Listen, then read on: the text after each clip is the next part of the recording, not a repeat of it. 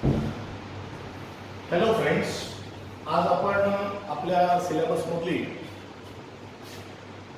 Unit 3 मधली एक अतिशय सुंदर कविता, माझ्या तर विशेष करून आवडीची कविता आहे. ज्या कवितेमध्ये भरपूर चांगल्या काही गोष्टी, एका माणसाला जगण्यासाठी जे काही चांगल्या गुणांची आवश्यकता असते, ज्या काही चांगल्या क्वालिटीजची गरज असते, एक यशस्वी जीवन कसं जगता येईल यासाठी कुठल्या क्वालिटीज एखाद्या माणसामध्ये असाव्यात याच्याबद्दलची माहिती देणारी किंवा याच्याबद्दलची शिकवण देणारी अशी ही एक कविता आहे. कवितेचं टायटल आहे, एकदम छोटं टायटल, इफ. आणि या इफचा अर्थ काय होतो? इफ म्हणजे काय? जर. इफचा अर्थ आपण मराठीत काय म्हणतो? जर. म्हणजे थोडक्यात या कवितेचे कवी जे आहेत रुडयार्ड किपलिंग, हे रुडयार्ड किपलिंग काय म्हणतात की जर तुमच्यामध्ये अमुक अमुक गुण असतील तर तुम्ही जीवनामध्ये यशस्वी होऊ शकता. जर तुमच्यामध्ये, तुमच्या अंगामध्ये, तुमच्या डोक्यामध्ये, तुमच्या संस्कारांमध्ये जर अमुक अमुक गुण असतील तर तुम्हाला यशस्वी होता येईल. किंवा तुम्हाला जर यशस्वी व्हायचं असेल तर तुम्हाला अमुक अमुक क्वालिटीज या तुमच्यामध्ये असणे गरजेचं आहे, असं सांगणारी ही कविता आहे. या कवितेमध्ये अनेक अशा काही चांगल्या व्हर्च्यू, चांगल्या क्वालिटी सांगितलेल्या आहेत की ज्या आपल्याला एक चांगलं यशस्वी जीवन जगण्यासाठी मदत करतील. मी जेव्हा 10वीचं सिलेबस सुरू केलं तेव्हा सांगितलं होतं की या पुस्तकामध्ये प्रचंड चांगले धडे की जे आपल्याला खूप चांगली शिकवण आणि खूप चांगले प्रोत्साहन देणारे, प्रेरणा देणारे धडे आपल्याला शिकायला, कविता शिकायला मिळतील. त्याचाच एक भाग आणि त्याचंच एक उदाहरण म्हणजे ही कविता आहे, ज्या कवितेचं नाव आहे इफ. अतिशय सुंदर कविता आहे. काय म्हणतायत रुडयार्ड किपलिंग हे जे कवी आहेत यांच्याबद्दल आधी आपण वाचूयात. पान नंबर 87. कवितेचं नाव आहे इफ. कवीचं नाव आहे रुडयार्ड किपलिंग. काय म्हणतात बघा रुडयार्ड किपलिंग. रुडयार्ड किपलिंग यांचा जन्म झाला 1865 साली, त्यांचं निधन झालं 1936 साली. म्हणजे अराउंड 71 वर्षांचं त्यांचं आयुष्य. Rudyard Kipling was an English journalist, short story writer, poet and novelist. म्हणजे एक कवी, एक ग्रंथकार, एक कथा लिहिणारे, कविता लिहिणारे, गाणी लिहिणारे, अशा पद्धतीचे कवी. was one of the most popular writers in the United Kingdoms. United किंगडमचे प्रख्यात अशा प्रकारचे लेखक होते. इन बोथ प्रोज अँड वर्स. म्हणजे वर्स आणि वर्स म्हणजे वर्सचे दोन वर्स असतात बरं का, तुम्ही कन्फ्यूज होऊ नका. वर्स आणि वोर्स हे दोन्ही वेगवेगळे, दोन्ही समानार्थी नाही. हे वोर्स म्हणजे काय, तो बॅडचं कंपॅरेटिव्ह डिग्री आहे, त्याचा आणि याचा काही संबंध नाहीये. आणि हे वर्स म्हणजे काय, साधारण पोएम्स आपण त्याला म्हणतो ना, तर या पोएम्सला इंग्लिशमध्ये दुसरा शब्द काय, वर्स म्हणलं जातं. म्हणजे थोडक्यात काव्यपंक्ती वगैरे ज्याला आपण म्हणतो त्याला वर्स म्हणतात. आणि हे वोर्स आहे, हे वर्स आहे, हे वोर्स आहे. वोर्स काय, बॅडचं कंपॅरेटिव्ह डिग्री आहे.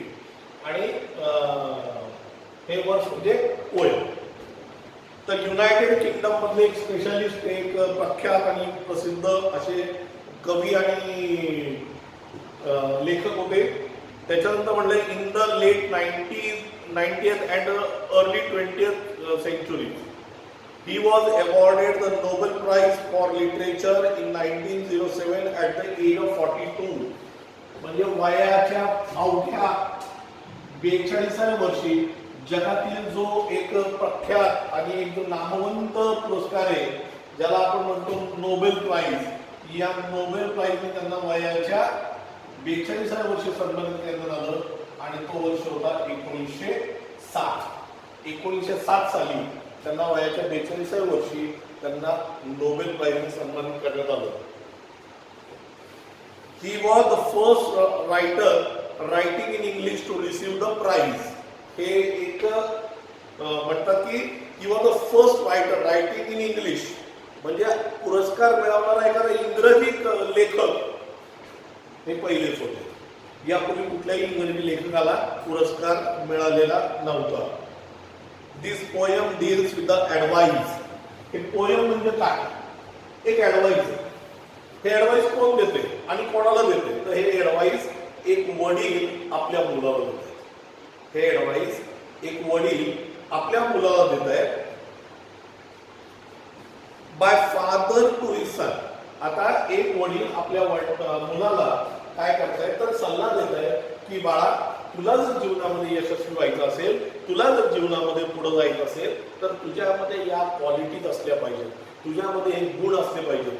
तुझ्यामध्ये जोपर्यंत अनुभव कोण येत नाही तोपर्यंत तू यशस्वी होऊ शकत नाही, किंवा यशस्वी झाल्याचं समाधान तुला मिळणार नाही, किंवा समाजाला तुझी यशोगाथा कळणार नाही. अशा प्रकारचे जे लेखन आहे हे या ठिकाणी रुदयार्ड किपलिंग यांनी केलेलं आहे. अतिशय सुंदर कविता आहे. माझ्या तर खूप आवडीची कविता आहे. जुन्या सिलेबसमध्ये सुद्धा ही कविता होती. आत्ताच्या नाही, याच्या पूर्वीचा एक सिलेबस जो होता त्याच्यामध्ये ही कविता होती आणि या कवितेचं शीर्षक त्याला वेगळं होतं, पण कविता मात्र सेम होती. अतिशय सुंदर कविता आहे. आता आपण कवितेकडे वळूया. पान नंबर 87. पुन्हा एकदा आठवण करून देतो. आता कवितेची पहिली ओळ वाचा. काय म्हणते बघा. कवितेमध्ये म्हणलंय, दुसरे या कविते संदर्भात सांगतो की या कवितेमध्ये बऱ्याचशा वाक्यांचे शब्दशः अर्थ घेऊ नका. काही खोल अर्थ आहेत या कवितेला. म्हणजे शब्दशः अर्थ जर तुम्ही घ्यायला गेलात तर कदाचित तुमचा काहीतरी गैरसमज होईल आणि तुम्ही त्या कवितेचा अर्थ किंवा त्या पंक्तीचा अर्थ चुकीचा घेऊ शकाल. त्यामुळे लक्षात ठेवा, या कवितेचा जो अर्थ आहे किंवा या कवितेमध्ये ज्या पंक्ती आहेत, जे शब्द आहेत, त्यांचे कुठल्याही प्रकारे शब्दशः अर्थ घेण्याचा प्रयत्न करू नये. काय म्हणले बघा. कवितेचं शीर्षक आहे आपल्या इफ. कवी आहे रुदयार्ड किपलिंग. पहिली ओळ बघा. If you can keep your head when all about you are losing theirs and blaming it on you. म्हणजे if you can keep your head. आता या ठिकाणी कीप युअर हेड या शब्दाचं ही जी फ्रेज म्हणेल मी त्याला किंवा इडियम म्हणेल की हे जे आहे याचा अर्थ काय होतो? कीप युअर हेड म्हणजे डोकं ठेवणे नाही, म्हणजे मनाचा किंवा डोक्याचं संतुलन ठेवणे. होतं काय माहिती का की सपोज ए आणि बी असे दोन लोक. बीने काय केलं? ए ला शिवी दिली. मग एचं काय होतं? संतुलन जातं, तो पण याला शिवी देतो. याने याला कानफाडात ओढली, याचं संतुलन जातं, हे कानफाडात होतं किंवा हे लापून जातं त्याला. याच्या अशा पद्धतीने वागणूक न करता, अशा पद्धतीने न वागता तुम्हाला त्यावेळेला तुमचं संतुलन राखता आलं पाहिजे. You should be able to keep your balance. म्हणजे तुम्हाला तुमचं मन, तुमचं चित्त, तुमचं लक्ष हे केंद्रित ठेवावं लागेल, तुम्हाला संतुलित ठेवावं लागेल.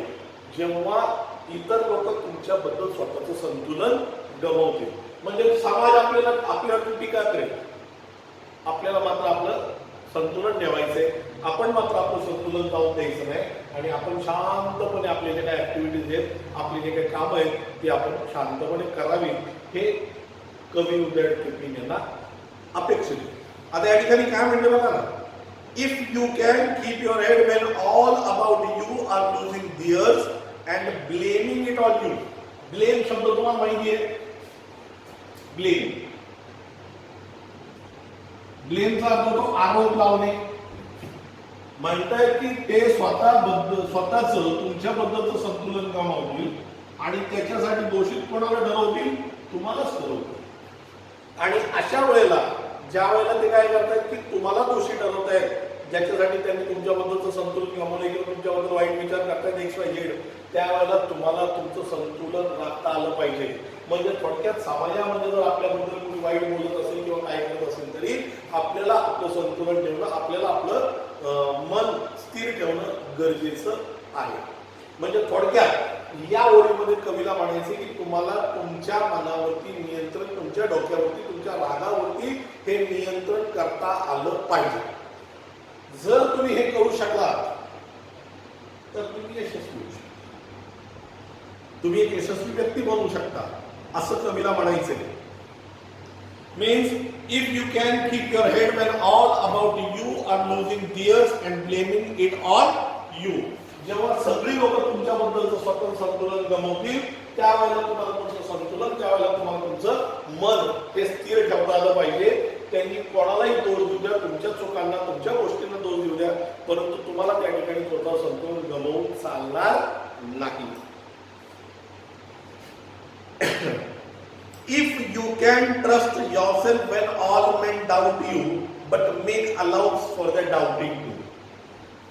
खूप सुंदर लाईन, प्रत्येक लाईनच सुंदर आहे. आता या ठिकाणी काय म्हणलंय की आत्मविश्वास आहे फार महत्वाचा. आत्मविश्वास म्हणजे थोडक्यात काय आहे की प्रत्येक माणसाला स्वतःवरती आत्मविश्वास पाहिजे. समाज काय करतोय, तुमच्यावरती संशय घेतो. If you can trust yourself when all about yours are losing theirs. Suppose याच्यासाठी मी खूप सुंदर उदाहरण देतो.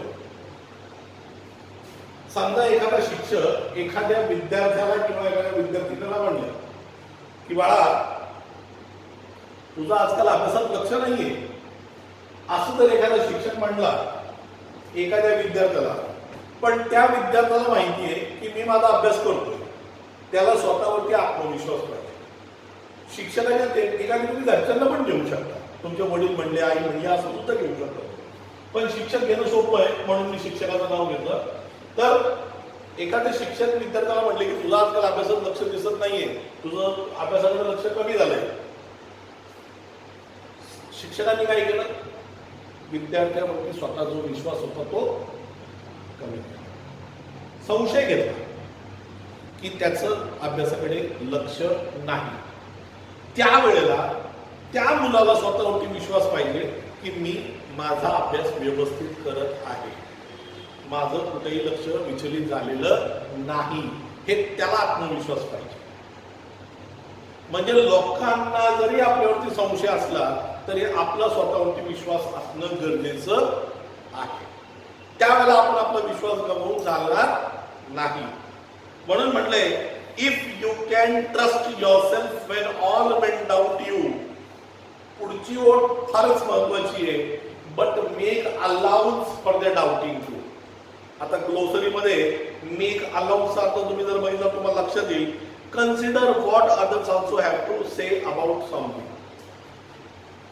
जसं समजा शिक्षकाने विद्यार्थ्याला सांगितलं की अभ्यासाकडे तुझं लक्ष नाहीये, मग या विद्यार्थ्याला स्वतःवरती काय पाहिजे, आत्मविश्वास पाहिजे. याचा स्वतःवरती आत्मविश्वास असताना समजा या मुलाने स्वतःवरती विश्वास ठेवला, पण यांनी या विचारात घेतलं पाहिजे की सरांना असं का वाटलं की माझा अभ्यासात लक्ष नाहीये. म्हणजे त्यांचा आपल्यावरती जो संशय त्याला सुद्धा आपण विचारात घेतलं पाहिजे. मग माझा होमवर्क पेंडिंग असतो का, मी आजकाल वर्गात उत्तर देत नाहीये का, माझं वर्गात लक्ष नसतं का, मी चुकीच्या संगतीत लागलोय का, माझे मार्क कमी झाले का, नक्की काय झालंय, नक्की सरांना माझ्यावरती संशय येण्याचं कारण काय.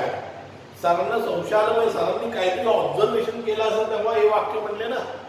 उगाच म्हणणार आहेत का, नाही. मग सर उगाच म्हणणार नाही, पण मला माझ्याकडे आत्मविश्वास आहे की मी माझ्या स्पीडने व्यवस्थित चालू आहे, मी माझा अभ्यास व्यवस्थित करतोय. मग अशी कुठली गोष्ट होती की ज्याच्यामुळे सरांना असं वाटलं की माझा अभ्यास कमी झालेला आहे, अशी कुठली गोष्ट होती. या गोष्टीकडे सुद्धा आपण लक्ष दिलं पाहिजे. म्हणजे समाजाने जर आपल्यावरती संशय घेतलाय, पण आपल्याला आपल्यावरती आत्मविश्वास असला तरी त्यांच्या त्या संशयाला विचारात घेतलं पाहिजे की असं का घडलं, संशयाला कारण काय. आणि मग जर संशयाला कुठलं कारण असेल तर ते कारण जर आपल्याला दुरुस्त करण्यासारखं असेल तर नक्कीच आपण त्याची दुरुस्ती करावी असं कवीला वाटतं. If you can wait and not be tired by waiting or being light about don't deal in life. दोन वेगवेगळ्या ओळी आहेत. आधी पहिली ओळ समजून सांगतो, मग दुसऱ्या ओळीकडे. आता पहिल्या ओळीमध्ये काय म्हणले, if you can wait and not be tired by waiting. English मध्ये एक खूप सुंदर म्हण आहे, ती अशी आहे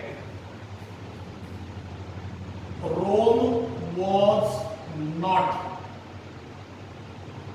बिल्ट इन अ डे. म्हणजे Rome was not built in a day. म्हणजे रोम सारखं जे सुंदर शहर आहे त्याचं निर्माण एका दिवसात नाही झालं. कालांतर. भारतामध्ये क्लीन इंडिया चालू झालं, स्वच्छ भारत. एका दिवसात आपला भारत स्वच्छ होईल नाही, वेळ लागेल. त्याला वेळ लागेल, प्रोसिजर आहे ती. सगळ्यांना ती सवय आत्मसात झाली पाहिजे की मला काय करायचंय, मला इथं चॉकलेटचं रॅपर टाकायचं नाही, मला इथं थुंकायचं नाहीये, मला इथं घाण करायची नाही, मला इथं कचरा टाकायचं नाही. ह्या सगळ्या गोष्टींना सवय लागायला वेळ लागतो. म्हणून काय म्हणलं की Rome was not built in a day. रोमचं निर्माण एका दिवसात झालेलं नव्हतं. आता सपोज एखादा विद्यार्थी आहे, त्या विद्यार्थ्याला 9वीला 50% मार्क होते. किती मार्क होते? 50%.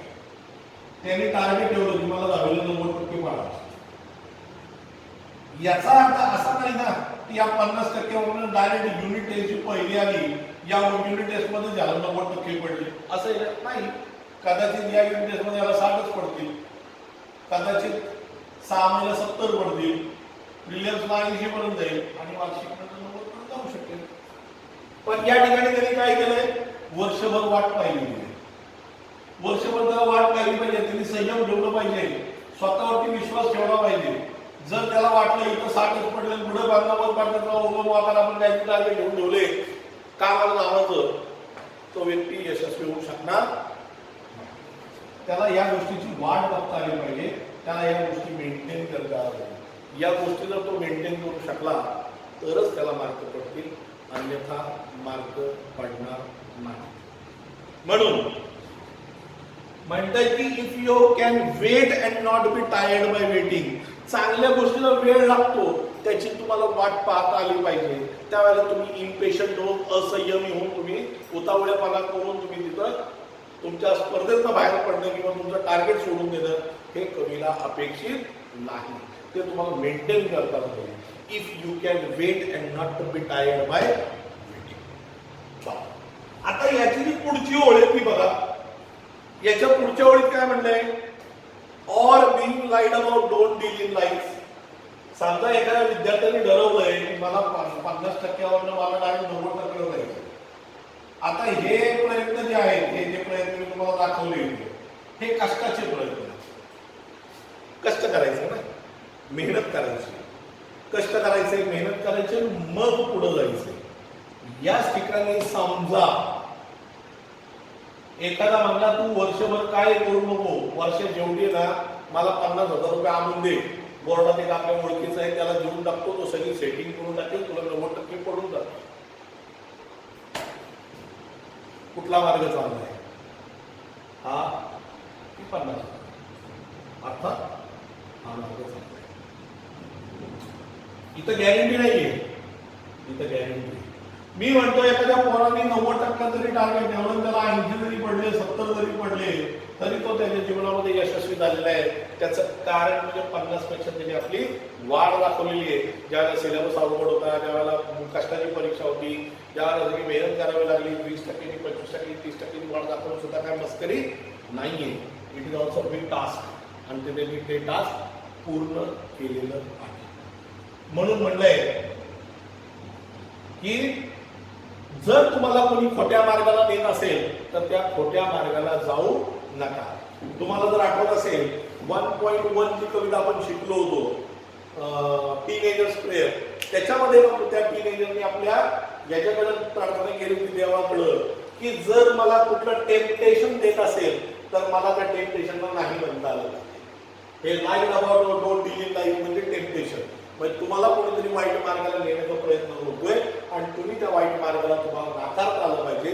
त्याला नाही म्हणण्याची ताकद, त्याला नाही म्हणण्याची क्षमता तुमच्यामध्ये असायला हवी. म्हणून म्हणलंय or being lied about don't deal in life, or being hated don't give way to hating. आता काय म्हणलंय की जर तुमचा कोणी तिरस्कार करत असेल, आता माणूस जर यशस्वी होत असेल तर त्याचा तिरस्कार समाज करतोच. आणि विशेष करून अशी लोक करतात की जी लोक आपली बरोबरी करू शकत नाही. मग जर तुमचा कोणी तिरस्कार करत असेल तर तुम्ही त्या तिरस्काराला मार्ग देऊ नका किंवा तुम्ही त्या तिरस्काराला जास्त जुमानू नका. म्हणतात कुत्ता भोगताय हाती चालताय.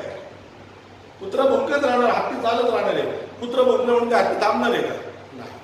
हत्ती त्याच्या वाटचाल चालू ठेवणार आहे, कुत्र त्याचं काम चालू ठेवणार आहे. म्हणून आपण घाबरायचं नाही, म्हणून आपण मागं पडायचं नाही. जो तिरस्कार करतोय त्याला करू द्या. त्याची क्षमता, त्याची लायकी, त्याची म्हणजे प्रवृत्तीच ती आहे. आपण त्याच्यात बदल करू शकत नाही. आणि म्हणून आपण कुठल्याही प्रकारे तिरस्काराला मार्ग द्यायचा नाही. लोकांना तिरस्कार करायचा असेल तर करू द्या, त्यांना त्यांच्या पद्धतीने चालू द्या, आपण आपल्या पद्धतीने चालूया. Or being hated, don't give way to hating, and yet don't look too good nor talk too wise. Nor look too good nor talk too wise. काही लोकांना सवय असते ना देखावा करण्याची, शो ऑफ करण्याची. मी किती हुशार, मी किती भारी, म्हणजे त्याला ते हुशार काय करण्याची, हवा करण्याची सवय असते. तसलं करू नका. तुमच्यासारखे जगात खूप पडून आहेत. समाजात इतकी भारी भारी लोक आहेत की आपण कुठंच बसत नाही. आपण आपल्याला सिद्ध करायला हवं, मग आपण हुशारीने मारू शकतो, मग आपण पुढे जाऊ शकतो. म्हणून आपण आपल्या पद्धतीने बोलू. समाजाने आपल्याबद्दल बोललं पाहिजे, आपण आपल्याबद्दल बोलू नये. समाज ज्यावेळेला आपल्याबद्दल बोलेल त्यावेळेला ती खरी प्रगती आहे, त्यावेळेला ती खरी उन्नती आहे, त्यावेळेला ते खरं यश आहे, त्यावेळेला ते खरं आपण उच्चांक गाठलेलं असं आपण म्हणूया. आपण आपली हुशारकी मारणे, आपण आपल्या पद्धतीने चालणे हे कधीही योग्य नाही. म्हणून म्हणणं yet don't look too good not of too wise. हा जो काय पूर्ण पॅरेग्राफ होता तो एकदा आपण पूर्ण वाचूया. If you can keep your head when all about you are losing theirs and blaming it on you, if you can trust yourself when all men doubt you, but make allowance for the doubting too, if you can wait and not be tired by waiting, or being lied about don't deal in lies, or being hated don't give way to hating, and yet don't look too good nor talk too wise. आता दुसरा paragraph. दुसऱ्या paragraph मध्ये काय म्हणले, if you can dream and not make dreams your master.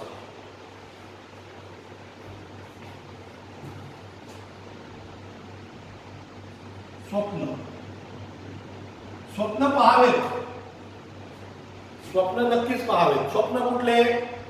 मी स्वप्नात काल युरोपला फिरायला गेलो, कसले स्वप्न नाही. स्वप्न म्हणजे ध्येय, उद्दिष्ट.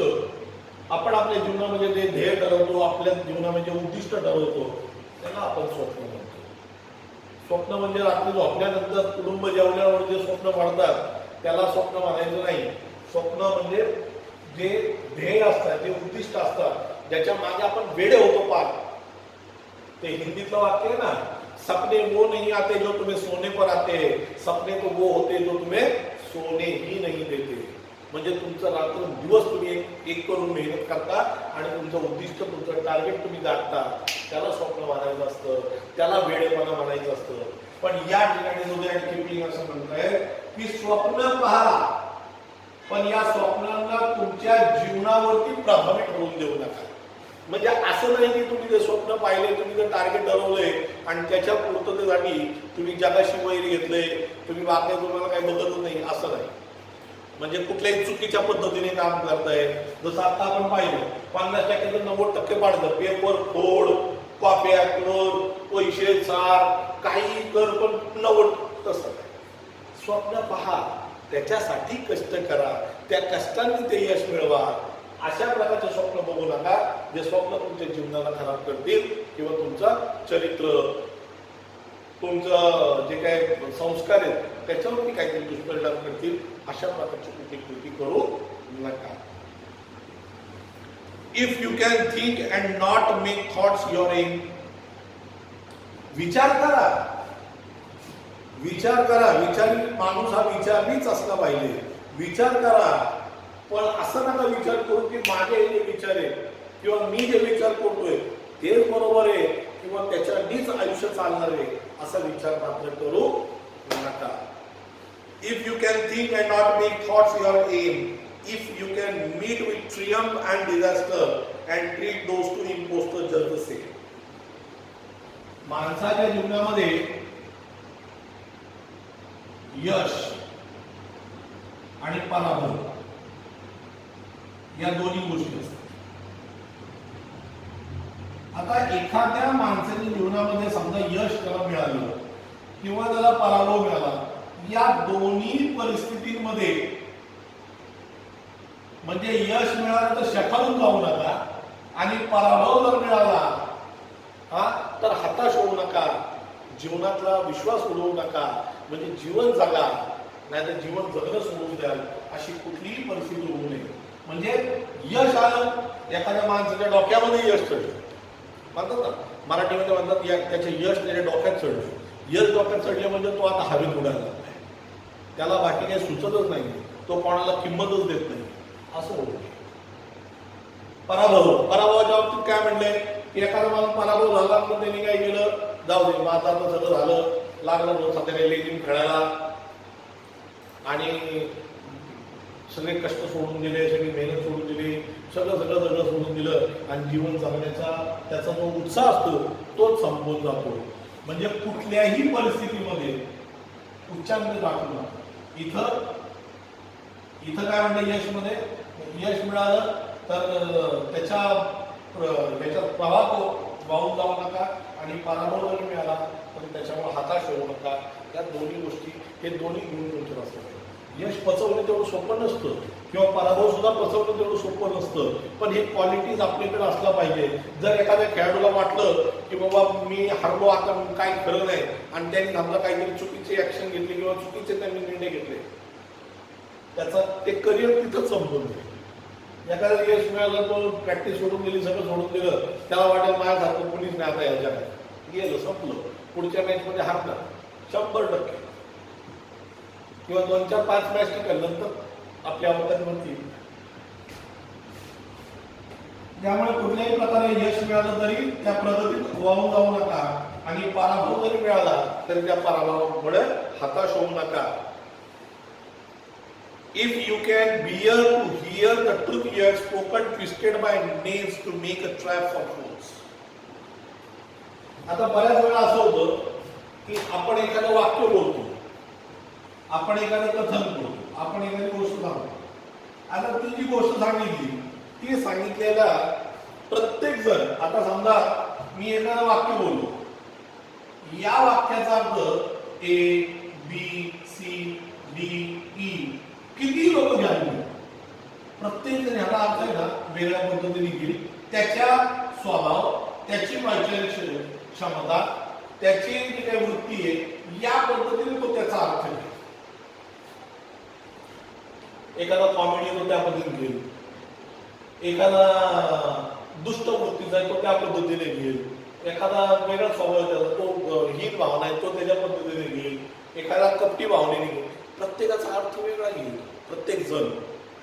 पण तुम्ही जे कथन केलंय त्याचा जो अर्थ आहे, त्याचा जो गाभा आहे, त्याचा जो मर्म आहे, हा फक्त कोणाला बोलतो तर तुम्हाला बोलतो. पण लोक जे त्याचा विपरीत अर्थ घेतात, लोक जे त्याला वाढवून चढवून फुगवून वेगवेगळ्या अर्थाने सांगतात, ते सुद्धा पचवण्याची क्षमता ही तुमच्यामध्ये त्यावेळेला असते.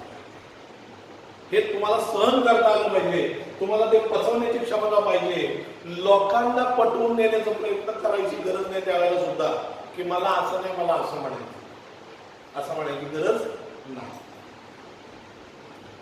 Twisted by names to make a trap for fools, or watch the things you gave your life to broken and stoop and build aim with the worn out tools.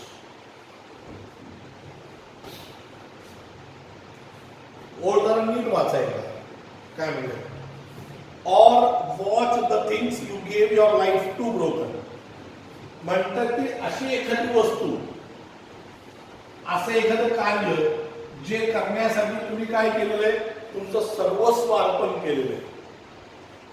सर्वस्व म्हणजे तुम्ही तुमचा वेळ, तुमचा पैसा, तुमची बौद्धिक क्षमता, तुमचं सगळं प्राणपण, तुमचे स्वप्न, तुमचं ध्येय, तुमचं उद्दिष्ट, तुमचे सगळं काही तेच होतं. तुम्ही त्याच्यासाठी स्वतःचं सर्वस्व अर्पण केलं, ती गोष्ट पुढे यशस्वी होणार त्यावेळेलाच ती काही कारणास्तव, काही नैसर्गिक कॅलॅमिटी येऊ शकते किंवा बाकी काही गोष्टींमुळं ती संपुष्टात आली, ती नष्ट झाली, ती संपली, ते सुद्धा सहन करण्याची ताकद ही आपल्यामध्ये पाहिजे की ते जरी संपलं असेल, ते जरी नष्ट झालं असेल, तरी ते पचवण्याची क्षमता ही माझ्यामध्ये आहे असं मला पटवून देता आलं पाहिजे. आणि माझे जे जीर्ण झालेले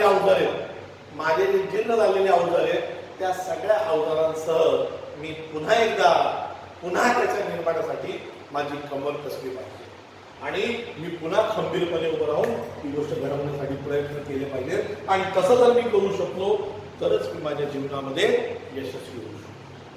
म्हणून काय म्हणले, ऑर वॉच द थिंग्स. आपण आपल्या डोळ्यासमोर आपल्याला बघता आलं पाहिजे की मी ज्यासाठी माझं आयुष्य वेचलेलं आहे, ती गोष्ट माझ्या डोळ्यासमोर नष्ट होतीये हे मला पाहता आलं पाहिजे.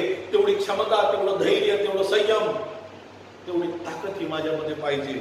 आणि त्याच्यानंतर जेव्हा ते सगळं नष्ट होईल, तेव्हा जे जीर्ण झालेले, म्हणजे जे आता फार मी हताश झालोय, दुःखी झालोय, त्या जीर्ण झालेल्या अवजारांसह, अवजार म्हणजे फक्त हत्यार नव्हे, अवजार म्हणजे हिंमत, अवजार म्हणजे धैर्य, अवजार म्हणजे संयम, शक्ती, उत्साह, या सगळ्या गोष्टींना आपण अवजार म्हणूयात. या सगळ्या गोष्टींसह पुन्हा एकदा त्याच्या निर्माणासाठी मी सुरू झालं पाहिजे आणि त्याचा निर्माण मी केलं पाहिजे. आणि हे जर मी करू शकलो तरच मी माझ्या जीवनामध्ये यशस्वी होऊ शकेल, एक चांगला माणूस मी बनू शकेल, अशी कवी हृदय यांची यांची इच्छा आहे.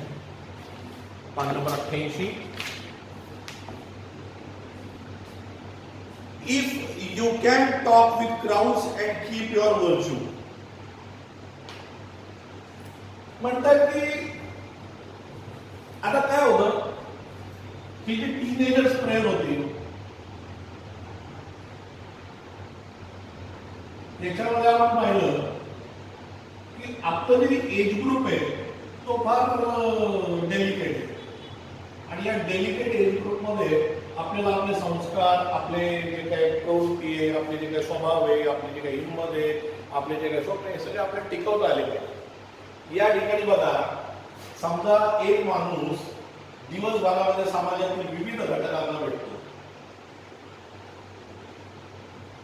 या सगळ्या विविध घटकांमध्ये भेटून याचा स्वभाव वेगळा असतो, याचा वेगळा असतो, याचा वेगळा असतो, याचा वेगळा असतो, याचा वेगळा असतो, याचा वेगळा असतो. या सगळ्यांमध्ये राहून सुद्धा तुम्हाला तुमच्या क्वालिटीज टिकवता आल्या पाहिजे. तुमचे संकल्प, तुमचे ध्येय, तुमचे उद्दिष्ट, तुमचे संस्कार हे तुम्हाला टिकवता आले पाहिजे. हा मला तर तंबाखू खायला निघाला आपण त्याच्या मागे मला तंबाखू ना, आपल्याला आपले जे काही संस्कार आहेत ते आपल्याला टिकवता आले पाहिजे. तुम्ही म्हणले मी 10वीला 90% पाडणार आहोत, पुढे 90 पाडून तरी काय होणार आहे, कॉलेजला ऍडमिशन घ्यायला नाही, 60 पडले तरी त्याच कॉलेजला ऍडमिशन भेटलं, मग काय आला तुम्हाला मॉकार 90% पाहिजे, काय आला मग मेहनत करतो, दिली मेहनत सोडतो नाही. कुठल्याही प्रकारे समाजातील विविध घटकांना भेटून सुद्धा, समाजाच्या विविध घटकांमध्ये वावरून सुद्धा तुम्हाला तुमचं अस्तित्व टिकवता आलं पाहिजे. तुम्हाला तुमचे संस्कार, तुमचे ध्येय, तुमचे उद्दिष्ट हे टिकवता आले पाहिजेत, तरच तुम्ही जीवनामध्ये यशस्वी होऊ शकता. और walk with Kings not lose the common touch. किती मोठे झाला तरी तुम्हाला, आपण म्हणतो ना, is very down to earth, नम्र माणूस असणे किंवा आपल्या संस्कारांना, आपल्या ध्येयाला धरून चालणे, याला म्हणजे not lose the common touch. If neither foes nor loving friends can hurt you. Foe म्हणजे शत्रू. फो म्हणजे काय? शत्रू. तुमचे शत्रू, तुमचे मित्र हे कुणीही तुम्हाला कुठल्याही प्रकारे इजा पोचवू शकत नाही, तुम्हाला पराभूत करू शकत नाही, एवढी क्षमता तुमच्यामध्ये पाहिजे. म्हणजे if neither foes nor loving friends can hurt you. माझा मित्र आहे, माझा शत्रू आहे, कोण बोललं, काय बोललं, कसं बोललं, मारलं, हे केलं, ते षडयंत्राचं काही केलं, त्यांच्यामुळं माझ्यावरती कुठलाही परिणाम होऊ नये याची काळजी मला घ्यावी लागेल. If all men count with you but none too much. समाजातील प्रत्येक व्यक्ती माझ्यासाठी समान महत्वाची. हा खूप महत्वाचा आहे कारण ह्याच्याकडे पैसा आहे. हा कमी महत्वाचा आहे कारण ह्याच्याकडे पैसा कमी आहे. हा पोरगा, ही पोरगी खूप हुशार आहे म्हणून माझा मित्र आहे, हे मोठे म्हणून नाही म्हणून असं नाही. प्रत्येकाशी समान मत तुमचे संबंध असले पाहिजे आणि त्या पद्धतीने तुमचं जीवन तुम्हाला जगता आलं पाहिजे. If you can feel the unforgiving minute with 60 seconds worth of distance run, yours is the earth and everything that is in it, and which is more, you will be a man myself.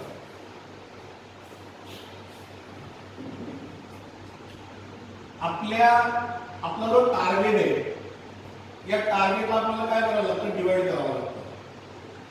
कशामध्ये? आधी दिवसांमध्ये, मग तासांमध्ये, मग मिनिटांमध्ये, मग सेकंदांमध्ये. म्हणजे तुमच्याकडे किती अभ्यास आहे आणि तुमच्याकडे वेळ किती आहे याचं कॅल्क्युलेशन तुम्हाला करावं लागेल. तुम्ही जो उद्दिष्ट ठरवलाय, तुम्ही समजा ठरवलं, समजा आता मी वेगळं उदाहरण घेऊ, समजा तुम्ही एखादा बिझनेस करताय, आपण थोडं वेगळं उदाहरण घेऊ, आणि आज जानेवारी महिना आणि तुम्ही ठरवलं की डिसेंबर महिन्यापर्यंत मला काय करायचंय, तर मला एक समजा एक अमाऊंट कमवायची. समजा मी उदाहरण घेतो की मला 1 कोटी रुपये कमवायचे झाले. 1 कोटी मला तर लिहिता पण येत नाही. 1 कोटी झाले. आता मला 12 महिने समजा 1 करोड रुपये कमवायचे, तर मला आधी याला 12 भागलं पाहिजे. 12 भागले त्याचे उत्तर येईल, त्याला मला परत 30 भागलं पाहिजे. 30 आलेल्या उत्तरला मला परत 24 भागलं पाहिजे. त्याला परत मला 60 भागलं पाहिजे. म्हणजे मला सेकंदामध्ये हिशोब केलं. आधी मी काय केलं, महिन्यांमध्ये डिवाइड केलं. महिन्यांमध्ये जे आलं त्याला मी दिवसामध्ये रूपांतरित केलं. दिवसामध्ये जर आलं तर त्याला तासामध्ये रूपांतरित केलं. तासात जे आलं त्याला मी मिनिटांमध्ये रूपांतरित केलं. मिनिटात जे आलं मी त्याला सेकंदामध्ये रूपांतरित केलं. म्हणजे मला प्रत्येक सेकंदाला किती पैसे कमवले पाहिजे, प्रत्येक मिनिटाला, प्रत्येक दिवसाला, प्रत्येक तासाला किती पैसे कमवले पाहिजे याचं मी कॅल्क्युलेशन केलं पाहिजे, तर मी माझ्या जीवनामध्ये यशस्वी होऊ शकतो. म्हणजे तुमच्या जीवनामध्ये असलेल्या प्रत्येक सेकंदाचा, प्रत्येक मिनिटाचा, प्रत्येक तासाचा, प्रत्येक आठवड्याचा, प्रत्येक महिन्याचा, प्रत्येक वर्षाचा जो काही हिशोब आहे तो तुमच्या डोक्यात पाहिजे आणि ते जीवन तुम्हाला जगता आलं पाहिजे. ती यशस्वी वाटचाल तुम्हाला करता आली पाहिजे. With 60 seconds worth of distance run. Distance run म्हणजे 60 सेकंड जेवढं डिस्टन्स मला रन करायचंय, जेवढं मला यशस्वी वाटचाल करायची, जेवढं मला करता आली पाहिजे. yours is the earth, ही सगळी पृथ्वी तुमची असेल, and everything that is in it, या पृथ्वीवरती असलेली प्रत्येक वस्तू तुमची असेल. And which is more, you will be a man my son. आणि या सगळ्या गोष्टींच्या पलीकडे तुम्ही एक यशस्वी व्यक्ती बनाल. ते कवी रुदायट किपलिंग म्हणतायत की तुम्हाला जर जीवनामध्ये यशस्वी व्हायचं असेल तर तुम्हाला हे सगळ्या क्वालिटीज आता जेव्हा आपण चर्चा केली त्या सगळ्या क्वालिटीज तुमच्यामध्ये असायला हव्या. ठीक आहे. This was a wonderful poem written by Rudyard Kipling. It was nothing but an advice given by a father to his son. Thank you.